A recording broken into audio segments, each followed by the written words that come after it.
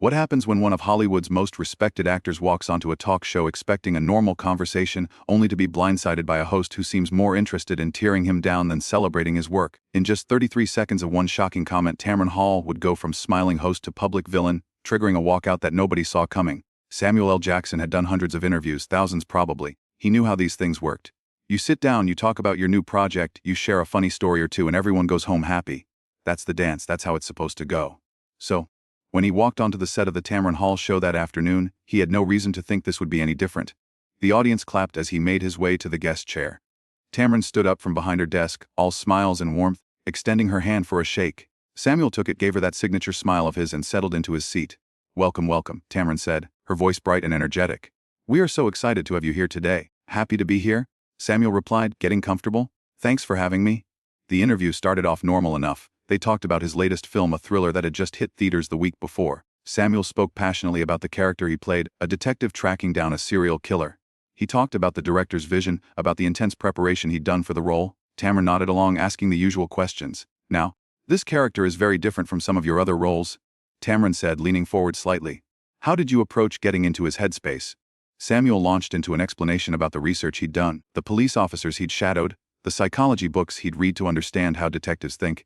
It was the kind of answer actors give when they've really invested themselves in a project. Thoughtful, detailed, professional. Tamron listened, but there was something in her expression that was hard to read. Something that wasn't quite right. Samuel couldn't put his finger on it, but he felt a shift in the air, a subtle change in her energy. "That's fascinating," Tamron said when he finished, though her tone had cooled slightly. "You know, speaking of preparation, I have to ask about something that's been circulating online." Samuel raised an eyebrow. "Oh, yeah.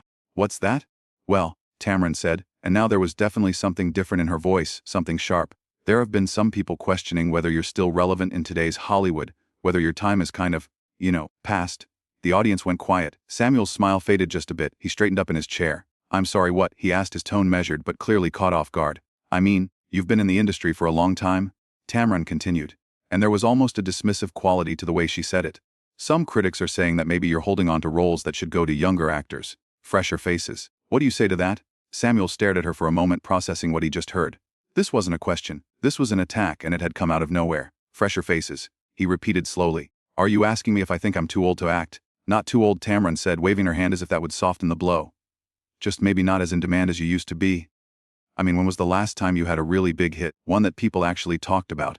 The audience shifted uncomfortably in their seats. This was not what they'd come to see. Samuel's jaw tightened. He took a breath, clearly trying to keep his composure. "I think my work speaks for itself," he said carefully. "I've been fortunate to have a career that spanned decades, and I'm grateful for every opportunity I get." Sure, Tamron said. But she wasn't letting it go. "But you have to admit, Hollywood has changed. There are so many talented young actors coming up. Don't you think it's kind of selfish to keep taking roles when you could step aside and let someone else have a chance?" That word hung in the air. Selfish. Samuel's eyes narrowed. "Selfish? Well, yeah," Tamron said, leaning back in her chair like she was just making casual conversation. "I mean, you've had your time in the spotlight. You've made your money. Why not let the next generation shine?" Samuel looked at her like he couldn't believe what he was hearing. And honestly, neither could the audience. There were a few gasps, some murmurs. This had gone from uncomfortable to outright hostile. "Let me get this straight," Samuel said, his voice low and controlled. "You invited me onto your show to tell me that I should quit acting."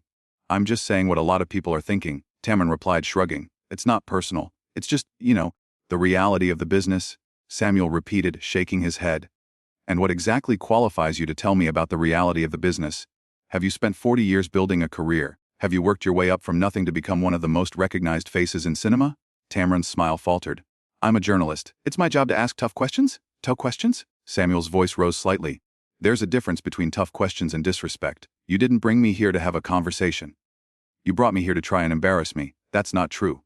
Tamron protested, but her voice had lost some of its confidence. "I'm just trying to have an honest discussion." "Honest?" Samuel let out a short, bitter laugh. "There's nothing honest about this. You ambushed me. You waited until I was sitting here in front of your audience to start throwing these accusations at me." "They're not accusations," Tamron said, her tone getting defensive now. "I'm asking legitimate questions about your career trajectory." "My career trajectory is none of your damn business," Samuel shot back. "And even if it was, you don't get to sit there and tell me that I'm too old or not relevant anymore. You don't have that right." The energy in the studio had completely shifted. What started as a standard talk show interview had turned into a full-blown confrontation. The crew behind the cameras looked at each other nervously. The audience sat in stunned silence. "I think you're overreacting," Tamron said, trying to regain control of the situation. "I didn't mean any offense." "You didn't mean any offense," Samuel's voice was sharp now, cutting through the tension like a knife. How else was I supposed to take it? You basically called me irrelevant and selfish to my face. I was just presenting a perspective, Tamron insisted. A viewpoint that exists out there. A viewpoint, Samuel repeated, shaking his head. You know what? I don't care whose viewpoint it is. The fact that you thought it was appropriate to bring that up in this context, in this way, tells me everything I need to know about your intentions. Tamron's face hardened. My intentions are to create compelling television. Samuel laughed again, but there was no humor in it. Is that what you call this? Trying to humiliate your guests for ratings. Nobody's trying to humiliate anyone. Tamron said, but her voice had taken on an edge. You're being incredibly defensive. Defensive, Samuel leaned forward, his eyes locked on hers. You disrespected me, you disrespected my career. You disrespected every actor who's worked hard to build something lasting in this industry, and now you're trying to make it seem like I'm the problem for calling you out on it? I think you need to calm down, Tamron said, and that was a mistake. Samuel's eyebrows shot up. Excuse me? You're getting very aggressive, Tamron continued, digging herself deeper. I'm just trying to have a civil conversation. There's nothing civil about what you've been doing, Samuel said, his voice cold. And telling me to calm down.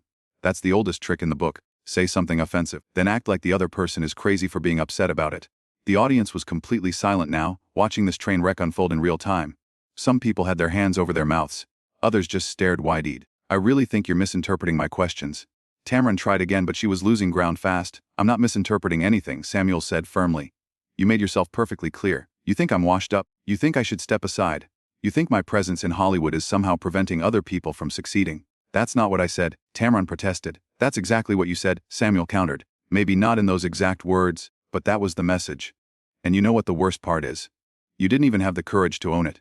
You hid behind this idea of asking tough questions like that gives you permission to say whatever you want. Tamron opened her mouth to respond, but Samuel held up his hand. No, I'm not done, he said. You want to know what's really selfish? Inviting someone onto your show under the pretense of promoting their work, then using that platform to tear them down. That's selfish. That's cruel. And that's exactly what you did here today. I think you're being unfair, Tamron said. But her voice was weak now. Unfair. Samuel shook his head slowly. You don't get to talk to me about fair. You crossed a line today. A big one. There was a long pause. The tension was so thick you could cut it with a knife. Samuel looked at Tamron, then at the audience, then back at Tamron. You know what? He said quietly. I don't need this. I don't need to sit here and be insulted by someone who clearly has no respect for me or my work. He stood up. The sudden movement made Tamron flinch slightly. Wait, where are you going? She'd ask. I'm leaving, Samuel said simply. This interview is over. You can't just leave, Tamron said, standing up as well. We're in the middle of taping. Watch me, Samuel replied. He started removing his microphone, unhooking it from his shirt. Please sit back down, Tamron said, trying to sound authoritative but failing. Let's talk about this. There's nothing to talk about, Samuel said, dropping the microphone on the chair. You said what you wanted to say. Now I'm doing what I need to do. But we still have 10 more minutes, Tamron said, desperation evident in her voice. Now what am I supposed to do with 10 minutes? Samuel stopped and turned to face her one last time. That's your problem, not mine. Maybe you can spend that time thinking about how to treat your guest with respect. The audience gasped again. Some people started clapping. Uncertain applause that grew louder as Samuel walked toward the exit. Samuel, please, Tamron called after him, but he didn't stop, didn't even look back. The studio doors opened and Samuel L. Jackson walked through them, leaving Tamron Hall standing alone on her stage, speechless. The audience was still clapping, some of them standing now. The crew stood frozen, unsure what to do. Tamron looked at the cameras, then at her producers offstage. Her face was flushed, a mix of anger and embarrassment. She'd lost control of her own show and everyone had seen it happen. Well, she said, trying to compose herself. That was unexpected, but nobody was buying it. The damage was done. She'd pushed one of Hollywood's most respected actors too far and he'd walked out on her on live television in front of everyone. A producer rushed onto the stage, whispering urgently in Tamron's ear. She nodded, looking defeated. The cameras cut and the audience sat in stunned silence, processing what they just witnessed. Samuel, meanwhile, was already down the hallway, his security detail flanking him. His assistant rushed to catch up, out of breath. Samuel nodded, his jaw still tight. I'm fine. Just get me out of here? That was intense, his assistant said as they headed toward the exit. She crossed a line, Samuel said quietly. I've dealt with tough interviews before. I've handled controversial questions, but that was disrespectful, and I'm not going to sit there and let anyone talk to me like that. They pushed through the back doors of the studio. Emerging into the bright afternoon sunlight, Samuel took a deep breath, letting the tension start to drain from his shoulders. Should we release a statement? His assistant asked. Samuel said. I said what I needed to say in there. People can make up their own minds about what happened. And they would within hours. Clips of the interview would be everywhere. Social media would explode with reactions. Think pieces would be written. Everyone would have an opinion. But right now, in this moment, Samuel just wanted to go home. He'd walked away with his dignity intact, and that was what mattered. He hadn't lost his temper, hadn't said anything he'd regret later. He'd simply stood up for himself and left a situation that had become intolerable. Back inside the studio, Tamron was dealing with the fallout. The audience had been dismissed early, confused and chattering amongst themselves as they filed out. The crew was packing up equipment, their faces carefully neutral. Nobody wanted to be the one to say what everyone was thinking. Tamron sat in her chair staring at nothing. Her producer approached cautiously. "We need to figure out what we're going to air," he said gently. "I know," Tamron replied, her voice flat. "This is going to be everywhere," the producer continued. "We need to get ahead of it." Tamron nodded, but she looked shell-shocked. Whatever she'd been trying to accomplish with those questions, this was not the outcome she'd expected. She thought she was being provocative, pushing for good television. Instead, she'd alienated one of the most beloved actors in Hollywood and made herself look petty and mean-spirited in the process. "How did this happen?" she asked. More to herself than to anyone else. The producer didn't have an answer because the truth was, it happened exactly the way these things always happen. Someone got too confident, pushed too hard, and forgot that the person sitting across from them was a human being who deserved respect. Samuel L. Jackson had reminded everyone of that today. Not with violence or cruelty, but by simply refusing to participate in his own humiliation. He'd drawn a line, and when that line was crossed, he'd walked away. It was a moment of principle in an industry that often seems to have forgotten what principles are. And whether people agreed with how he handled it or not, one thing was certain. Samuel had made his point loud and clear. The cameras had captured everything. The disrespect, the confrontation, the walkout. It was all there, preserved forever on tape. And when people watched it back, they'd see exactly what had transpired. They'd hear Tamron's questions. They'd see Samuel's reactions. They'd witness the moment when a professional decided he'd had enough. In the hours and days that followed, the conversation would shift and change. Some would criticize Samuel for walking out. Others would applaud him for standing up for himself. Media outlets would debate whether Tamron had crossed a line or whether Samuel had overreacted. Everyone would have their take, their hot opinion, their analysis of what it all meant. But none of that mattered in the moment. In the moment, it was simple. A host had disrespected her guest. The guest had called her out on it. And when she doubled down, instead of apologizing, he left. That's what happened. That's the story. No more complicated than that. Samuel's car pulled away from the same studio, taking him back to his life, his career, his work that spoke for itself. He'd done thousands of interviews, and he'd do thousands more. But this one would be remembered not because of anything he said about his new film, but because of what he said about respect, dignity, and knowing when to walk away. Tamron remained in that studio facing questions from her team, already preparing for the storm of public opinion that was about to hit. She'd wanted compelling television and she'd gotten it, just not in the way she'd hoped. Because at the end of the day, truly compelling television doesn't come from tearing people down. It comes from building them up, from genuine conversation, from mutual respect between host and guest. Tamron had forgotten that, or maybe she'd never learned it in the first place. And Samuel L. Jackson had just given her and everyone watching a masterclass in what happens when you forget. You lose. You lose your guest. You lose your audience's respect. You lose the moral high ground. You lose it all. In 33 seconds, with one thoughtless comment about relevance and age and giving up what he'd spent a lifetime building, Tamron Hall had turned what should have been a simple promotional interview into a viral moment of controversy. She'd made herself the villain of her own show. And Samuel just walked away, head held high, dignity intact, career still thriving despite what anyone might say.